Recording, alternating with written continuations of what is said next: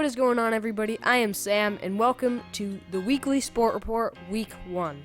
For the first topic of the day, we have the most hated move since LeBron to Miami. And of course, I'm talking about KD joining the Golden State Warriors.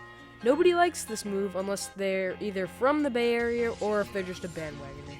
Really, the NBA brought this upon themselves after bringing the salary cap up from last year's $70 million to this year's $94 million. And now, even more than ever, there's one team that will dominate the league.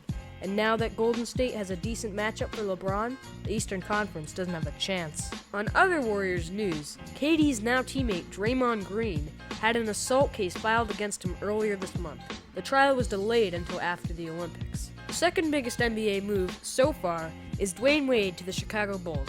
This isn't nearly as bad as the KD move, but I still don't like the fact that the Bulls now have two knockdown shooters, as they have Jimmy Butler too. Next up, we have Derrick Rose to the Knicks. This was a good trade for the Bulls, in my opinion. Now that they have Dwayne Wade, there was no use for an injury-prone Derrick Rose to stay on the team. Now, I know that the D-Rose trade was before they signed Wade, however, trading him allowed them to sign the former Heat guard. Off the topic of trades, more big NBA news comes from the center Anderson Varejao. After playing nearly half the season with the Cavs, he was later traded to the Trailblazers, only to be cut and signed to the Warriors. Varejao was able for an NBA Finals ring, however he did not accept this offer. Moving on to the MLB, the Red Sox beat the first-place Giants, moving to the top of the AL East. Hanley Ramirez had a career game in which he batted 3 for 4 with 3 home runs and 6 RBIs. Travis Shaw and Sandy Leone also hit home runs for the Red Sox, leading Boston to an 11-8 victory. Breaking news comes from the NFL. Ezekiel Elliott has been accused of domestic abuse.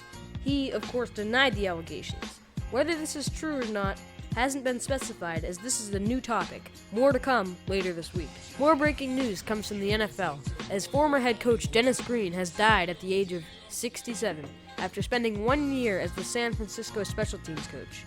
He also spent 3 years with the 49ers, 9 years with the Vikings, and 2 years with the Cardinals as a head coach.